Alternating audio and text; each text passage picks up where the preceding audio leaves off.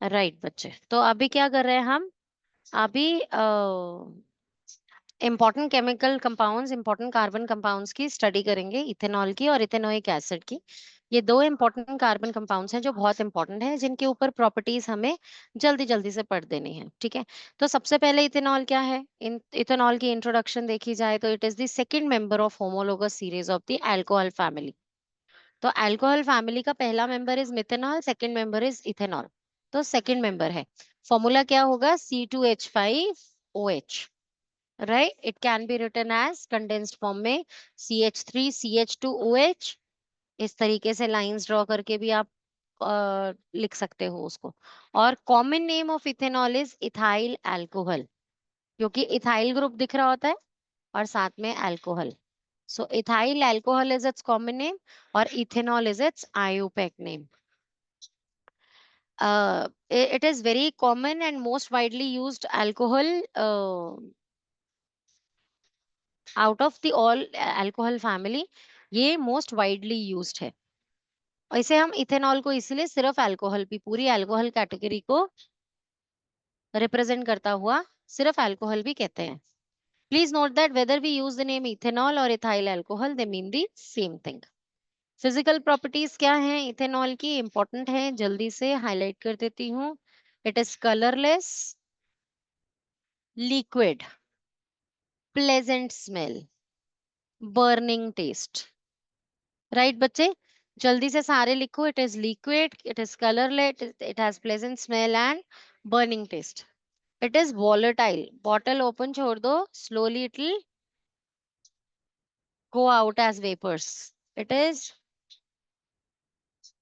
volatile. It has got low boiling point of 78 degree Celsius. Water से पहले boil हो जाएगा इथेनॉल। वाटर 100 डिग्री सेल्सियस पे boil होता है ना, इसका boiling point is less than water. It is lighter than water, पानी से it is lighter. It mixes with water in any proportion, mix हो जाएगा इन एनी प्रोपोर्शन। ओ, चले, नोट कर रहे हो? Now, why is it soluble in water? This is very important. Write it. The solubility of ethanol in water is due to the presence of hydroxyl group OH. जो OH present है ethanol में, that helps it dissolved in water. Got it बच्चे? अगर ethanol को 5% water के साथ mix कर दिया जाए, जिसमें 5% वाटर हो, that is called as rectified spirit. ये एक कमर्शियल अल्कोहल है बेटा, जिसे कि आप इंडस्ट्री में यूज करते हैं वेरियस प्रोसेसेस में। 100% pure ethanol is called as absolute alcohol. लेकिन गवर्नमेंट क्या करती है, इस एब्सोल्यूट अल्कोहल को ऐसे सप्लाई होने नहीं देती, अदरवाइज उसका मिसयूज शुरू हो जाएगा। इसीलिए खुद गवर्नमेंट इसे डीनेचर कर देती है, ठीक है? अभी उसके बारे में आगे आएगा, आगे पढ़ते हैं। Ethanol is a covalent compound.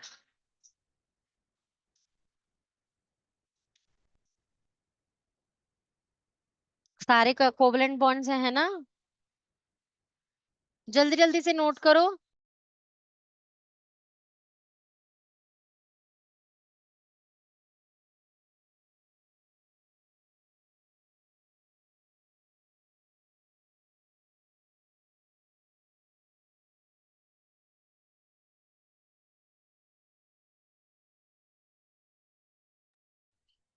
चले,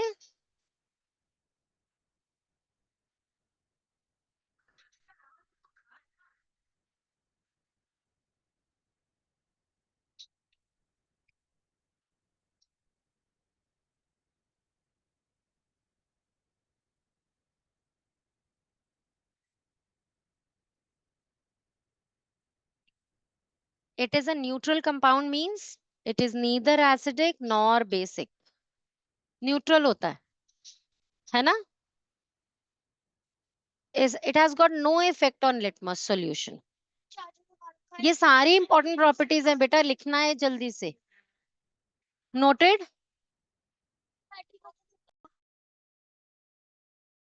नोट करो जल्दी से, फटाफट से, फिर केमिकल प्रॉपर्टीज पे चलते हैं, जल्दी जल्दी से। Excuse me, ma'am. हाँ जी। Ma'am, is ethanol ingestible? Is ethanol Ingestible, like can we consume? Alcohol? Yes. Yes. Uh, come again. Okay, ये ma'am. वही Okay, ma'am. अल्कोहल है, ये वही अल्कोहल है बेटा जो बॉटल्स में आता है। Okay, ma'am. Yes, ma'am. जो इथेनॉल बनता है डिफरेंट फर्मेंटेशन प्रोसेसेस से, वही तो अल्कोहल, वही तो इथेनॉल है। ठीक है, चलें अभी chemical properties of ethanol. The chemical properties of ethanol which we will discuss here are combustion. Combustion में is there anything new? Hydrocarbon है, बनेगा CO2 H2O, ये ठीक है।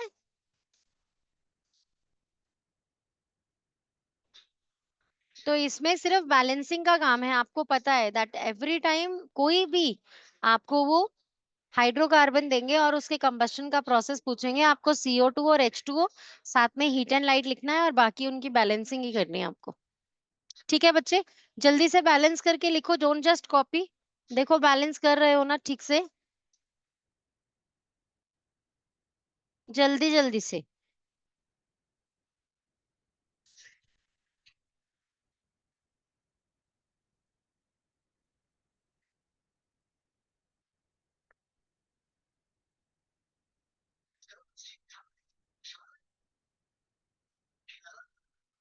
कंबस्शन हमने डिस्कस कर ली। पढ़ने क्या क्या प्रॉपर्टीज है? कंबस्शन, ऑक्सीडेशन, सोडियम मेटल के साथ डिहाइड्रेशन। जब भी डिहाइड्रेशन करते हैं किसी चीज का, सल्फ्यूरिक एसिड ऐड करते हैं because that is a dehydrating agent. Sulphuric acid डाल देते हैं उसमें, तो सल्फ्यूरिक एसिड के साथ डिहाइड्रेशन करेंगे and reaction with carboxylic acids. S alcohols और एसिड्स जब भी मिलेंगे, इनको हमने पढ़ा था लास्ट क्लास में भी, स्टेरिफिकेशन बोलेंगे, ईस्टर बनेगा। ठीक है, तो बहुत सिंपल सी प्रॉपर्टीज है। कंबस्शन पढ़ लिया। Combustion is the burning of an organic compound in oxygen. During combustion, the organic compound rapidly reacts with oxygen and breaks up completely to form carbon dioxide and water vapor with a lot of heat and light produced there. Right, बच्चे? ठीक है ना? The organic compound does not break completely during oxidation. Oxidation के अंदर वो पूरा break apart नहीं होता. So much less heat and light is given out when the oxidation reaction takes place. So what is the difference of oxidation of a carbon compound and combustion? Combustion में it completely breaks down into CO2 and H2O, releasing a lot of heat and light. लेकिन during oxidation, that amount of heat and light was not produced because the complete compound is not breaking down into carbon dioxide and water vapor. Got it बच्चे? समझ में आया? So, आगे देखें, ये reaction लिख लिया, बैलेंसिंग कर ली। In fact all the alcohols burn in air to form carbon dioxide and water. तो कोई भी अल्कोहल लेंगे आप, बर्न करेंगे, ऐसे ही बर्न करेंगे और उसे बैलेंस करना है इस दफा। Ethanol is used as a fuel because it gives high amount of heat. The material which is burned to obtain heat, हम उसे फ्यूल कहते हैं। Ethanol burns with a clear flame giving a lot of heat, therefore it is used as a fuel. In some of the countries ये petrol के साथ mix किया जाता है बेटा, ethanol. So this is used as an additive in petrol. Ethanol को petrol के साथ मिक्स करके यूज करते हैं, it is used as an additive. In Brazil, a mixture of ethanol and petrol is used as a fuel in cars. Ethanol is a clean fuel because it gives only harmless products, carbon dioxide and water vapor on burning. तो ये it's a cleaner fuel, इसीलिए petrol के साथ इसकी mixing होती है। It does not produce any poisonous gas like carbon monoxide. This is important. So the addition of ethanol to petrol has an advantage of reducing of carbon monoxide from gases. So why is ethanol added to petrol in some countries as an additive? Because it reduces the emission of carbon monoxide there. Got it बच्चे? लिख लिया important point? करें next. Ethanol के fermentation के बारे में, how is it produced, इसे भी पढ़ते हैं अभी. इसके बारे में, फर्मेंटेशन रिएक्शन के बारे में हमने पहले भी पढ़ा हुआ है, फिर एक बार पढ़ लेते हैं. Sugar cane juice is obtained from sugar by the process of crystallization. आपने क्या किया, शुगर केन जूस लिया और उसे बहुत कॉन्सेंट्रेट किया, उसको कुक किया, कॉन्सेंट्रेट किया, उसे बहुत डेंस कर लिया, है ना, विस्कस कर लिया उसे बहुत, और उसके क्रिस्टल्स बना लिए. After the crystallization of sugar from the concentrated sugarcane juice, a thick dark brown liquid called molasses is left behind. जो पीछे रह जाता है ना, वो मोलासिस कहलाता है बेटा, बहुत डार्क कलर का एक डार्क ब्राउन लिक्विड. ये मोलासिस के अंदर अभी भी 30% शुगर होती है बच्चे, जो कि क्रिस्टलाइजेशन से सेपरेट आउट नहीं होती. Ethanol is produced by fermentation by the help of enzymes of this sugar syrup that is present in molasses. अभी भी मतलब क्या है कहने का, कि आपने क्रिस्टल बना लिए उसे विस्कस करके, तो that what is that crystal, आप उसे गुड़ शुगर प्रोसेस कर लेंगे, उससे गुड़ और शुगर बना देंगे. जो पीछे डार्क ब्राउन कलर का रह गया दैट इज मोलासिस, और मोलासिस से आप अभी इथेनॉल बना सकते हो, क्योंकि अभी भी इसमें शुगर्स प्रेजेंट है. तो आप वो जो पीछे left over dark brown colour का लिक्विड रह गया है, उससे आप इथेनॉल बनाएंगे. Ethanol produced by the fermentation of sugar that is there in the molasses is mixed with water used as fuel for running cars. Ethanol can also be used as fuel for cars. हो गया ना, alone it can alone also be used as fuels in cars. ठीक है बच्चे, चलें अभी आगे.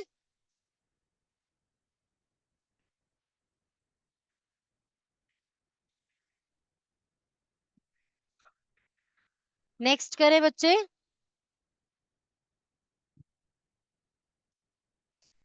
Now, before we go to the next reaction of ethanol, we should know the meaning of alkaline potassium permanganate. Potassium permanganate को थोड़ा सा alkaline किया हुआ है, that is alkaline potassium permanganate, या potassium dichromate को थोड़ा सा acidify किया हुआ है.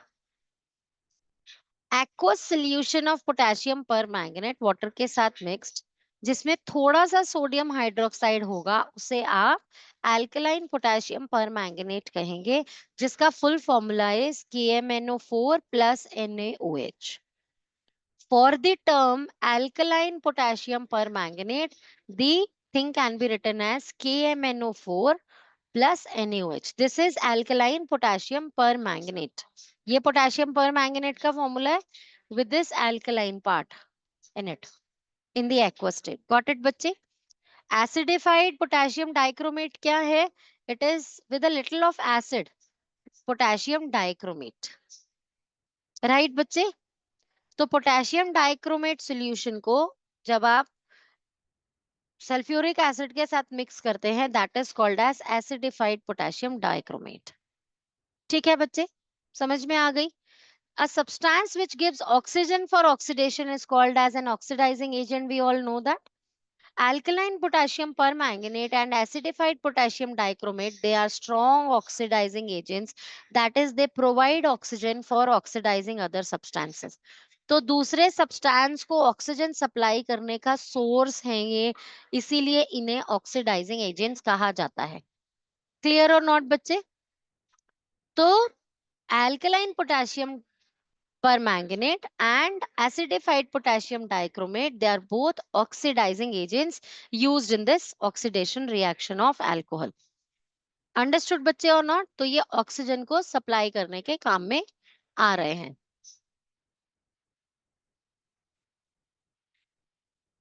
सो देखिए यहाँ पर what is this happening here. This is ethanol and freshly made oxygen is supplied from oxidizing agents that are written here. ये डायरेक्टली रिएक्शन में पार्टिसिपेट नहीं कर रहे हैं, KMN, ये डायरेक्टली रिएक्शन में पार्टिसिपेट नहीं कर रहे हैं, they are only supplying fresh oxygen there, right बच्चे?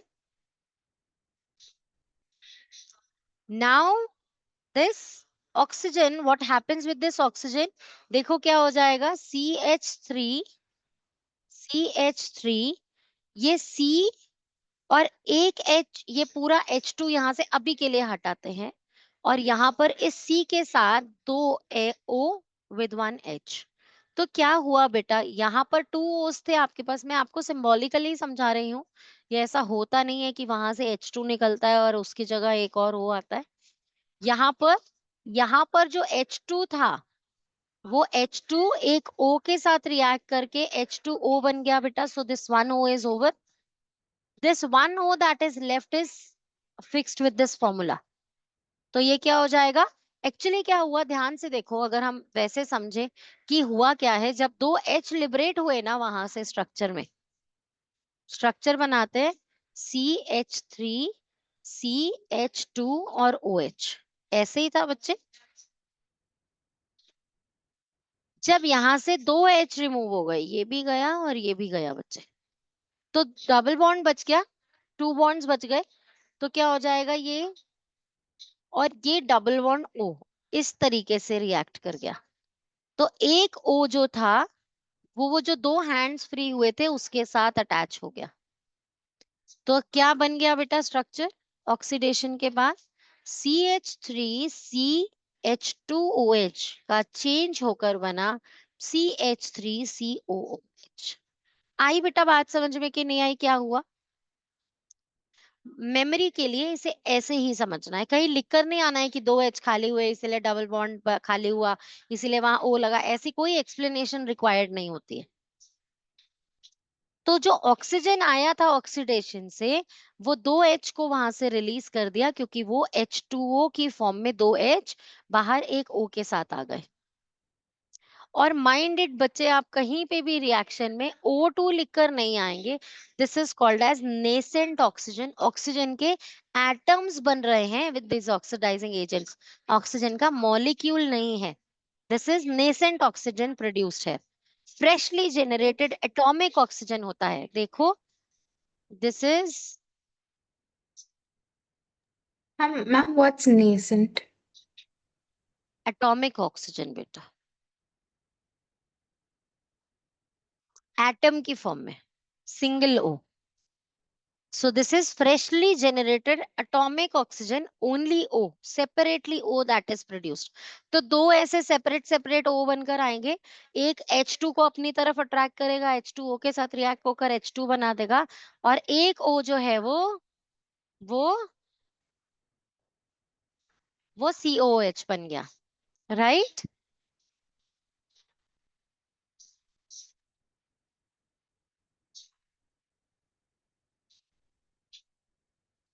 Indian women team 191 not out पे चल रही है, 191 नॉट आउट, अभी स्मृति का 100 हो गया। चले अभी आगे। If there are two O's being used here in the formula, why is there only single O in the OH2O? Okay, never mind. Clear no? Yes. चले अभी आगे। आगम, मैम मेरे को अभी भी नहीं समझ आ ma'am, why if what if H2 भी आ जाए दूसरा and it forms CHOOH।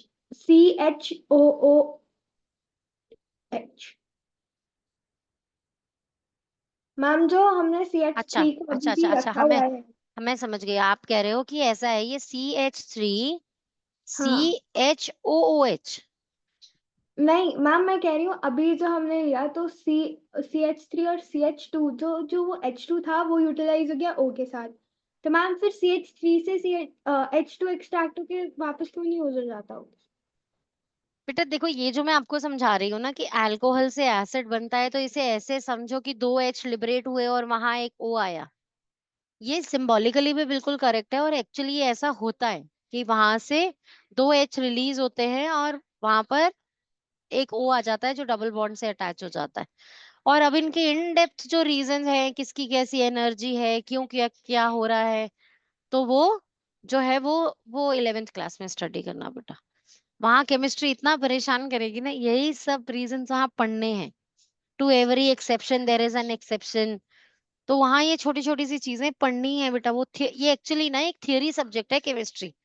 यहाँ बहुत ज्यादा एक्सप्लेनेशन नहीं, कि हम बात नहीं कर सकते कि ऐसा क्यों है, कि ये यहाँ क्यों नहीं लगा, वहां क्यों लग गया। तो ऐसा होता है, ये हमें याद करना है। ठीक है अद्विका, बाकी रिसर्च वर्क करना। ठीक है, चले अभी आगे। तो अब हमने ये पढ़ लिया। देखो बेटा, अब हमने ऑक्सीडेशन और कंबशन में कैसा डिफरेंस पढ़ा। एक तरफ हमने देखा कंबशन के अंदर जब आपने CH3CH2OH यूज किया था, कंबशन में O2 की प्रेजेंस में काम हुआ, ऑक्सीजन से वो रिएक्ट हो गया और वो बना था CO2 प्लस H2O, साथ में हीट एंड लाइट। मैं बैलेंस करके नहीं लिख रही हूँ। This is combustion reaction and not oxidation.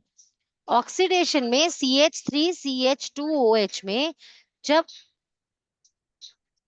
आप इसे सिर्फ अभी नेसेंट ऑक्सीजन एक सिंगल वो बैलेंसिंग में लगा लेना, तो ये नेसेंट ऑक्सीजन के साथ रिएक्ट किया because of the alkaline potassium पर मैंगनेट, और दोनों में से एक ऑक्सीडाइजिंग एजेंट डलेगा, दोनों नहीं डलेंगे। तो एल्कलाइन पोटेशियम पर मैंगनेट और एसिडिफाइड पोटेशियम डाइक्रोमेट, इन दोनों में से एक कोई ऑक्सीडाइजिंग एजेंट आपने यूज किया जो कि ऑक्सीजन सप्लाई कर रहा था, freshly generated atomic oxygen generate कर रहा था, जिसकी वजह से अल्कोहल ऑक्सीडाइज हुआ। तो ये दो H जो है वहां से H2O बना दिया इन्होंने, और साथ में ये बना CH3COOH। इसका मतलब अल्कोहल को एसिड में चेंज किया जा सकता है बाय ऑक्सीडेशन। आ गई बच्चे बात समझ में कि नहीं आई? क्लियर है कि नहीं है सबको? नोट कर लिया ठीक से? किसी को राइटिंग टाइम चाहिए?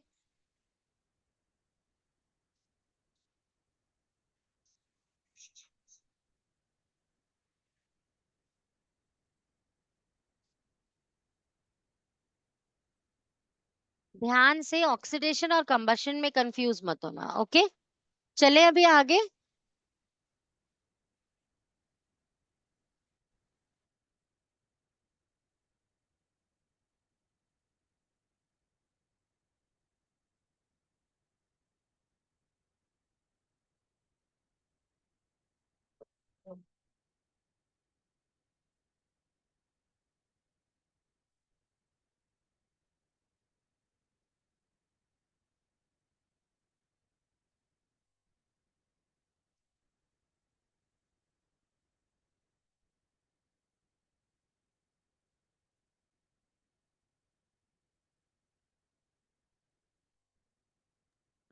चलें बच्चे, आगे समझे।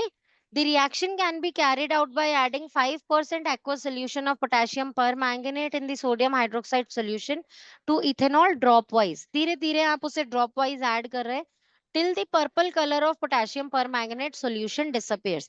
तो अब इसे लेबोरेटरी में समझते हैं बेटा, इसको कैसे होता है। जब भी आप पोटेशियम परमैंगनेट के साथ एक बेस ऐड करते हो, इट टर्न्स पिंक, राइट और नॉट, है ना? वो पिंक टर्न हो जाता है ना, या पर्पल, पिंक या पर्पल। तो अब ये जो पोटेशियम पर मैग्नेट है which is purple in colour because it is alkaline, आप इसके अंदर इथेनॉल ऐड कर रहे हैं ड्रॉप बाय ड्रॉप। तो क्या हो रहा है इसके अंदर? सोडियम हाइड्रोक्साइड आप इसके अंदर ऐड कर रहे हैं ड्रॉप बाय ड्रॉप। ठीक है, सो आप इसे कब तक ड्रॉप करते रहेंगे? When it stops disappearing. देखो, solution of potassium permanganate in sodium hydroxide solution to ethanol, this is 5% of aqueous solution of potassium permanganate, जो कि सोडियम हाइड्रोक्साइड में ऐड किया जाता है slowly to ethanol drop by drop. नहीं, एक बार दोबारा से समझते हैं। तो what you are doing is you are adding 5% of aqueous solution of potassium permanganate in sodium hydroxide solution। ये 5% ऑफ पोटेशियम परमैंगनेट सॉल्यूशन बनाया गया है सोडियम हाइड्रोक्साइड में। इसका मतलब There is very little potassium permanganate in sodium hydroxide. This is added to ethanol drop by drop. कब तक? जब तक the purple color of potassium permanganate no longer disappears. Got it everyone or not? आ रही है बात समझ में? On warming the test tube containing ethanol and alkaline potassium permanganate solution gently in the hot water bath, ethanol is oxidized to ethanoic acid. Why is this directly not burned? क्योंकि में रखकर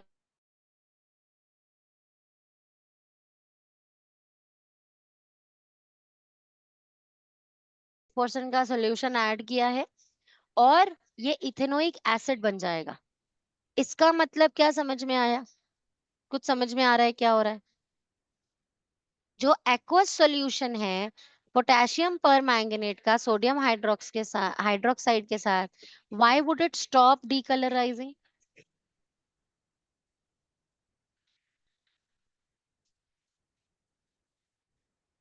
जागो सब, मैम वो further सोचो। Ma'am वो उसका water crystalline anhydrous हो चुका है। एनहाइड्रस हो चुका है? व्हाई? मैंने इधर किधर, मैंने वो तो सल्फ्यूरिक एसिड थोड़ी डाला है बेटा। एनहाइड्रस तो तब बनती है ना चीज जब उसमें से वाटर लिबरेट हो जाए, तो वो तो सल्फ्यूरिक एसिड के एक्शन से होगा। वो होता है dehydrating Answer agent. because it becomes saturated.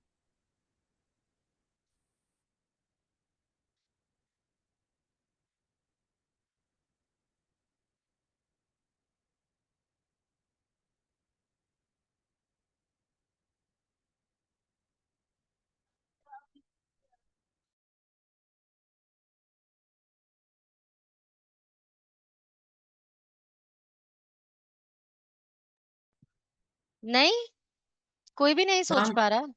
I said because like all of the potassium permanganate के molecules have formed complete bonds with all the sodium hydroxide के, जो भी ऐड कर रहे हो उनका कलर ही निकलता क्योंकि they're not reacting at all. Ma'am वो इथेनॉल कंप्लीटली ऑक्सीडाइज हो चुका इथेनॉल ऑक्सीडाइज होकर क्या हो चुका है? है इथेनोइक एसिड। इथेनोइक एसिड हो चुका है। तो फिर वो इथेनोइक एसिड और बेसिक चीज में क्या होता है? हम neutralize. Neutralization reaction. Neutralization reaction हो चुका है। तो अब टेस्ट ट्यूब में आपके पास इथेनॉल नहीं है, एक एसिड है। और जब आप ऊपर से एक एल्कलाइन चीज डाल रहे हो, बेसिक चीज डाल रहे हो, तो नीचे क्या हो रहा है? सॉल्ट और वाटर। आ रही है बेटा बात समझ में कि नहीं आ रही है ना? तो लॉजिक पकड़ो चीज का। ओके, चले अभी आगे। इसको अच्छे से रीड करना, ये पैराग्राफ क्लियर नहीं होगा अगर इसे बार बार रीड नहीं करोगे, तो इसे बार बार रीड करना। Ethanoic acid is formed, बन गया by oxidation of ethanol by using strong oxidizing agent. This ethanoic acid or acetic acid formed by the oxidation of ethanol now can turn blue litmus red because ethanoic acid is acidic in nature, so it will show the litmus test, but ethanol was neutral. Right or not बच्चे? आ रही है बात समझ में कि नहीं आ रही है ना? क्लियर है ना? Okay. We can also carry out the above reaction of the oxidation of ethanol to ethanoic acid by using acidified potassium dichromate as oxidizing agent in place of alkaline potassium permanganate. Same reaction हो सकता है. In that, conversion of ethanol to ethanoic acid is called an oxidation reaction because oxygen is added to it during this conversion. तो जब conversion हो रहा है, ethanol to ethanoic acid convert हो रहा है, तो वो जो ऑक्सीजन है वो साथ में उसमें ऐड होती जा रही है. In fact, all the alcohol can be oxidized to corresponding carboxylic acids by strong oxidizing agents. तो सारे alcohols को आप उनके respective acids में change कर सकते हो by adding strong oxidizing agents. या फिर मैं इसे ऐसे समझाऊं, इथेनॉल का इथेनोइक एसिड बना दो, प्रोपेनॉल का प्रोपेनोइक एसिड बना दो, ब्यूटेनॉल का ब्यूटेनोइक एसिड बना दो. तो हर बार आप चेंज कर सकते हैं by adding oxidizing agents to it. Understood or not बच्चे? आ गई बात समझ में कि नहीं आई? ठीक है, अब हम कर रहे हैं रिएक्शन विद सोडियम मेटल. तो अल्कोहल का जब सोडियम मेटल से रिएक्शन होना है तो OH यहाँ से ब्रेक हो जाएगा, सॉरी H. यहां से ब्रेक हो जाएगा और ये क्या हो जाएगा, C2H5ONA, सोडियम इथॉक्साइड बनेगा। राइट बच्चे, सोडियम इथॉक्साइड। लिखो इस रिएक्शन को जल्दी से। Sodium metal reacts with ethanol giving off hydrogen gas. तो एफरवेसेंस में ये देखो हाइड्रोजन गैस लिबरेट हो रहा है।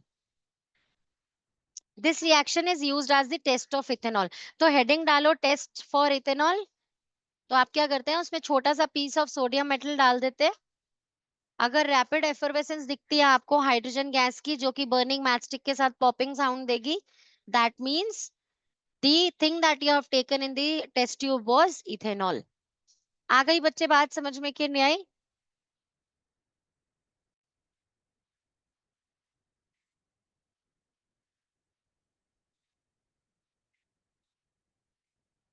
करें नेक्स्ट बच्चे, डिहाइड्रेशन करें। किसी भी चीज को केमिस्ट्री में अभी के लिए डिहाइड्रेट करना है, उसमें सल्फ्यूरिक एसिड डाल दो, उसमें से वाटर निकल जाएगा। तो इसे ऐसे ही याद किया था जब मैं छोटी थी कि वाटर निकालना है ना। ऑल्दो ऐसा नहीं होता है जैसा मैं बता रही हूँ, लेकिन मैं ऐसे देखती थी, ये H2O ही हटा दो यहाँ से पूरा। अब क्या हो गया, अब ऐसे हो गया कि ये बैलेंस करना है ना, सी की आर्म्स खाली हुई है ना, CH2O में क्या हुआ है, यहाँ पर आर्म्स खाली हो गई हैं। तो बैलेंस कर दो, कितने H तो ज्यादा नहीं हुए, फॉर्मूला हो गया C2H4। और ये किसका फॉर्मूला है, ये इथीन का फॉर्मूला है। आ रही है बेटा बात समझ में कि नहीं आ रही? क्लियर बच्चे और नॉट? तो ऐसे ऐसे याद नहीं, ऐसे कहीं लिख कर मत आना प्लीज, बीच का H2O रिमूव हो जाता है। ये बस याद कराने के लिए कि CH3CH2OH में जब सल्फ्यूरिक एसिड डाला, H2O पूरा रिमूव होना है, तो फॉर्मूला बन गया इनॉल। ऐसा नहीं है CH3CH फॉर्मूला बना है, नो नहीं बेटा, बना C2H4 है।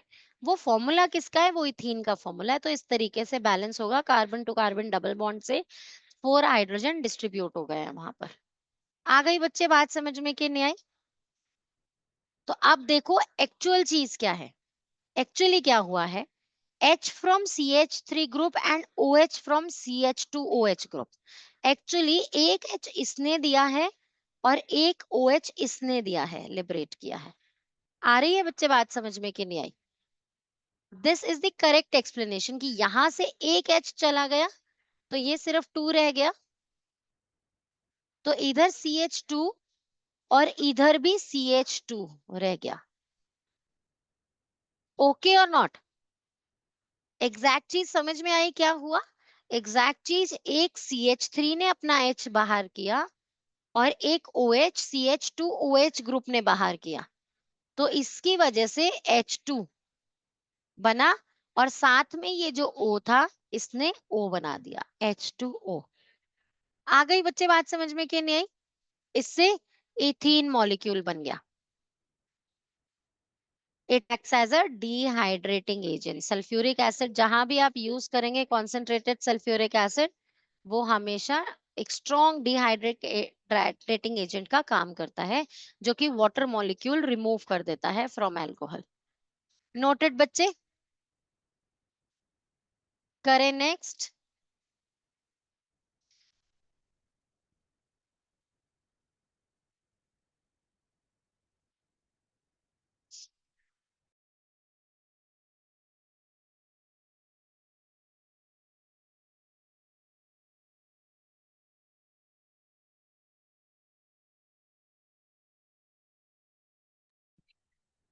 चलें बच्चे,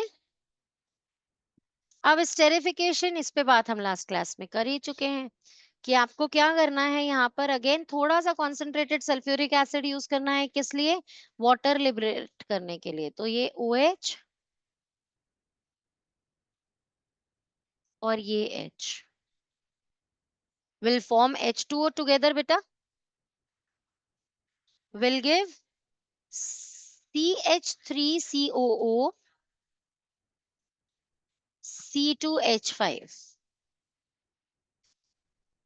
इस पार्टिकल को आप एक ईस्टर कहते हैं बेटा, और ये डिफरेंट डिफरेंट टाइप के ईस्टर्स अलग अलग फ्रूट्स की खुशबू देते हैं, अलग अलग, जैसे कोई ग्रेप जैसा आपको फ्रेग्रेंस देगा, कोई पाइन एप्पल जैसा। तो अलग अलग फ्रूटी जो फ्रेग्रेंसेस आती हैं वो अलग अलग ईस्टर से आती हैं। तो इनके करेक्टरिस्टिक प्रॉपर्टी क्या है? Frooti smell. अब आप इसे नाम कैसे देंगे? जिस पार्ट ने, देखो ये एक हो गया, ये पहले इथाइल, ये ethyl part, this is ethyl and this one gives you ethanoate, right बच्चे? So this is ethyl, and then ethanoate, that is how it is named. और इसे कॉमन नेम इसका इथाइल एसीटेट भी है, ठीक है, क्योंकि एसिटिक एसिड से आया ना, तो दैट इज इथाइल एसीटेट। ठीक है बच्चे, क्लियर है? चले अभी आगे। The reaction in which carboxylic acid combines with an alcohol to form ester is called esterification. Esterification takes place in the presence of a catalyst like concentrated sulfuric acid. The formation of sweet smelling esters is used as a test for alcohols. तो फिर से लिख दो, test for alcohol में second test, पहला test आपने क्या किया? Sodium metal test. Next test क्या है? सेकंड टेस्ट क्या है अल्कोहल्स का? एस्टेरिफिकेशन। अल्कोहल है, थोड़ा सा उसमें एसिड डाल दो विद लिटिल सल्फ्यूरिक एसिड, आप देखेंगे अगर फ्रूटी स्मेल आने लग गई है वहां पर, that means the give taken thing in the test tube is an alcohol, right बच्चे? जैसे कि take 1 ml of pure alcohol ethanol in the test tube with 1 ml glacial ethanoic acid, इसे ग्लेशियल इथेनोइक एसिड की form में आप लेंगे, because it shines, वो glacier जैसा शाइन करता है ना, इसीलिए इसका नाम ग्लेशियल होता है। Then add 2 to 3 drops of concentrated sulfuric acid, आप लेंगे मिक्सचर में। You'll warm the test tube a little in hot water bath. Don't directly, we won't directly burn it, otherwise it will catch fire. For about 5 minutes you'll heat it in water bath, और क्या हो जाएगा वहां पर? It will start giving you fruity smell if it has got alcohol inside. Got it or not बच्चे? आ गई बात समझ में कि नहीं आई? सिंपल था। चले अभी आगे। तो टेस्ट फॉर अल्कोहल्स दोनों टेस्ट हो गए, एक ईस्टर टेस्ट और एक सोडियम मेटल टेस्ट। अब इसके जो यूजेस हैं ये आप पढ़ लेना, दिस इज वेरी सिंपल, ये मैं थ्योरी नहीं करा रही हूँ। हार्मफुल इफेक्ट्स क्या हैं उसके? नर्वस सिस्टम स्लो डाउन हो जाता है, प्रिसीजन खराब हो जाता है ना? यू कैन नॉट जज all the dimensions simultaneously, length breadth height सब कुछ साथ में समझ में आनी बंद हो जाती है नर्वस सिस्टम पे, इसीलिए आप स्ट्रेट लाइन पे वॉक नहीं कर सकते once you have consumed alcohol, है ना? तो इसीलिए driving while someone is drunk is not allowed, क्योंकि प्रिसीजन चला जाता है माइंड से, तो विजन ब्लर हो जाता है, डिजीनेस हो जाती है, वॉमिटिंग्स हो सकती हैं, सो ऑल दैट हमको बताइए। तो ये सब प्लीज पढ़ लोगे ना? Yes, ma'am. ओके, है ना? अभिनव पता ही है ना ये सब? तो ठीक है ना? तेजस पता ही है ना? रजत, रजत को पता है इसीलिए वो ऐसे ऐसे कर रहा है। ठीक है, राइट, ओके, सब सब बच्चों को पता है, चिन्मय पता है ना ये सब, है ना? डिसएडवांटेजेस तो गुड, शाबाश, वेरी गुड। और देखो सबसे पहले अगम का ही ऐसा है, देखो प्रैक्टिकली पढ़ाई करता है वो, जैसे सब कुछ करके देखता है वो, तब उसको समझ में आता है ना अगम? मैम ये थोड़ी ट्राई की है। अच्छा, ये ट्राई नहीं किया, ओके। मैं तो वही तो पूछ रही थी मैं, तूने बोला यस मैम। नहीं चलिए मैम अभी आगे। उसके लाइक इल इफेक्ट्स पता है इसलिए ट्राई नहीं किया मैम। अच्छा अच्छा, इतने सियाने हो तुम, शाबाश, वेरी गुड, अच्छे बच्चे। चलो अभी केस ऑफ मिथेनॉल। मिथेनॉल का केस क्या है? When taken internally methanol is a poison, तो आप उसको कंज्यूम नहीं कर सकते हो, unlike ethanol. Drinking methanol in even very small quantity can cause severe poisoning leading to blindness and even death. This happens as follows. Methanol क्या करता है? हमारी ऑप्टिक नर्व्स को डैमेज कर देता है, causing permanent blindness in a person. Methanol is oxidized to methanol, methanol को oxidise करेंगे तो वो मिथेनॉल बन जाता है एंड हमारे लिवर के अंदर this methanol reacts rapidly with the component of the cells causing coagulation of their protoplasm. जो प्रोटोप्लाज्म है, लिविंग मैटर है हमारे सेल के अंदर का, वो सब कोएगुलेट हो जाता है. Due to this cell stops functioning normally. This leads to the death of a person who drinks methanol. तो methanol drinking is a poisonous, is a poison, right. तो इसीलिए गवर्नमेंट क्या करती है कि जो एब्सोल्यूट अल्कोहल जो सप्लाई हो रहा है इंडस्ट्री में, उसको डीनेचर कर देती है कि लोग इसको पीने ही नहीं लग जाएं कहीं. Right, that is called as denaturing of alcohol. Denatured alcohol is ethyl alcohol which has been made unfit for drinking purpose by adding small amount of poisonous substances like methanol, pyridine, copper sulfate, etc. खुद government ने उसको denature कर दिया है. It is done by government itself. ठीक है, आ गई बात समझ में कि नहीं आई? ओके. तो अब हमें इथेनोइक एसिड पढ़ना है. और इथेनोइक एसिड की कौन कौन सी प्रॉपर्टीज हमने पढ़नी है यहाँ पर? इथेनोइक एसिड की प्रॉपर्टीज में देखो यहाँ पर, इसमें ये सब तो पढ़ेंगे. फॉर्मेशन ऑफ एस्टर्स ये सेम है एज प्रीवियस, तो this is nothing new, it's the same thing repeated, है ना. तो ये फोर्थ रिएक्शन तो हमें करने की जरूरत नहीं है. अब ईस्टर्स का एक हाइड्रोलाइसिस है जो हमें पढ़ना है. What's the time left? चलो फिजिकल प्रॉपर्टीज खत्म करते हैं इसकी. नेक्स्ट बैच है क्या 7th का? है. थोड़ा सा रह गया पोर्शन, जरा सा मिस कर दिया. चलें अभी physical properties of ethanoic acid. पहले it's a second member of the homologous series of carboxylic acid. First क्या है? मिथेनोइक एसिड है. इसका फॉर्मूला है CH3COOH.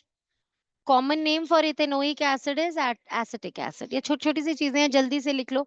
इसे हम विनेगर भी कहते हैं कॉमन लैंग्वेज में.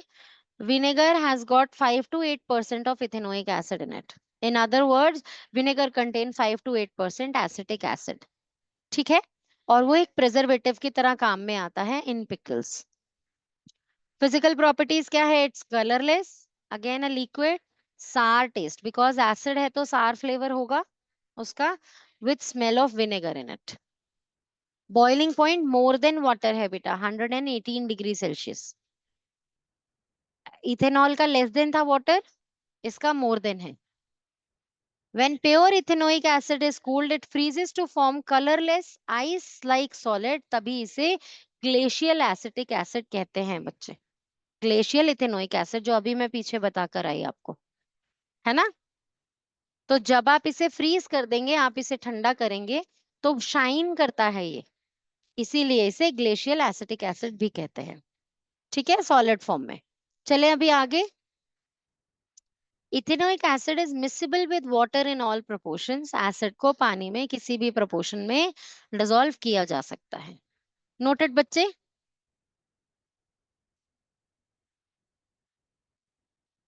केमिकल प्रॉपर्टीज में एक्शन ऑन लिटमस हमें सबको पता है. Acid turns blue, litmus red, ABR, है ना. तो लिटमस टेस्ट में it will turn all the blue litmuses red. आगे चलें. अगर यूनिवर्सल इंडिकेटर पेपर है, पीएच पेपर, तो it will turn it to orange, है ना. Showing the pH value about 4 pH value generally इसकी दिखती है. इथेनोइक एसिड स्ट्रॉन्ग एसिड है या वीक एसिड है? It's a weak acid, right. And क्या है ये, ऑर्गेनिक एसिड है या मिनरल एसिड है? Mineral. It is the only mineral acid that is weak. याद आ गया, है ना. चलें अभी आगे.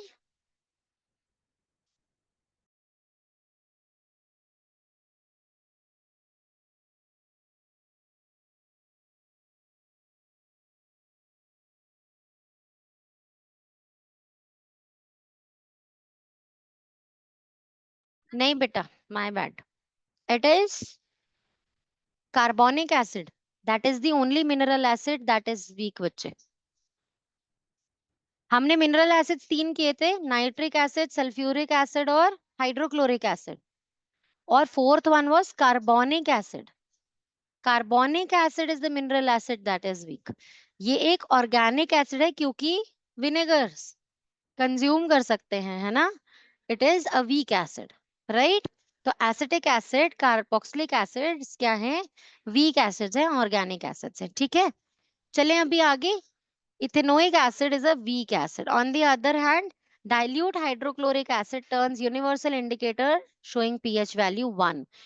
तो it is a strong acid, है ना. हाइड्रोक्लोरिक एसिड जो एक मिनरल एसिड है वो 1 का वैल्यू शो करता है, whereas इथेनोइक एसिड 4 का वैल्यू शो करेगा, showing that ethanoic acid is a weak acid, but hydrochloric acid, sulphuric acid, they are all strong acids. ठीक है बच्चे, आ गई बात समझ में कि नहीं आई.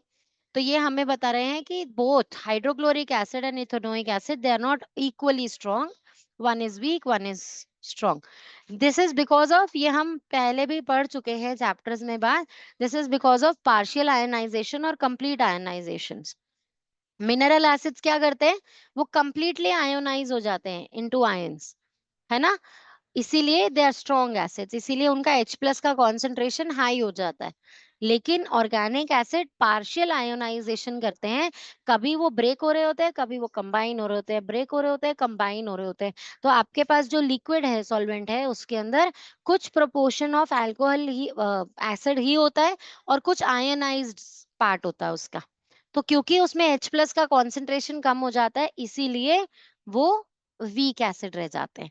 आ गई ना बात समझ में, हमने पहले भी किया है, रिवाइज भी हो गया, राइट. अब क्योंकि इसकी एसिडिक नेचर है तो आप इसे कार्बोनेट्स, हाइड्रोजन कार्बोनेट्स या बेसिस के साथ रिएक्ट करेंगे तो सब क्या करेंगे, सॉल्ट फॉर्मेशन ही होगा, जो हम पहले एसिड्स के टॉपिक में पढ़ चुके हैं, राइट. तो ये चीज, अभी बैच आ गया क्या, यहाँ चला सकती हो थोड़ा सा, नहीं अभी टाइम हो गया.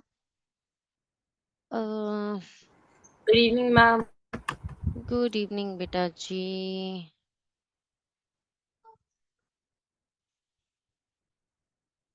थोड़ा सा पार्ट तो वैसे भी, कितना भी कोशिश करूंगी रैपिडली खींचने की इसको, और 7 मिनट्स एक्सटेंड कर भी दूं, 7-8 मिनट्स, तब भी कुछ थोड़ा बहुत तो रह जाएगा. तो बेटर हम इसे हेस्ट में फिनिश नहीं करते, नेक्स्ट क्लास की कुछ 10-15 मिनट्स लगाएंगे और ये चैप्टर ओवर हो जाएगा, और फिर आपको उसकी बैक एक्सरसाइज फिनिश करनी होगी बेटा. ठीक है, यूजेस वगैरह आप लोग खुद से करने वाले हो, सोप्स एंड डिटर्जेंट्स हम लोग पहले से कर चुके हैं, तो बैक एक्सरसाइजेस करने के लिए नेक्स्ट क्लास में हम लोग अपनी क्लास इन्वेस्ट करेंगे. ठीक है बच्चे, आ गई बात समझ में. आज के लिए इतना ही. पढ़ना अच्छे से टॉपिक को, लाइन बाय लाइन रीड करना, ताकि और बेटर क्लैरिटी हो जाए टॉपिक में. ठीक है, चलो बाय बाय बच्चा लोग.